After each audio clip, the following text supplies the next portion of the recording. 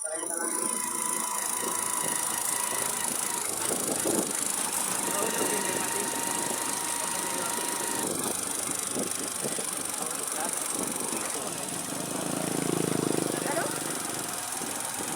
nalalangon na ng tawon. May try.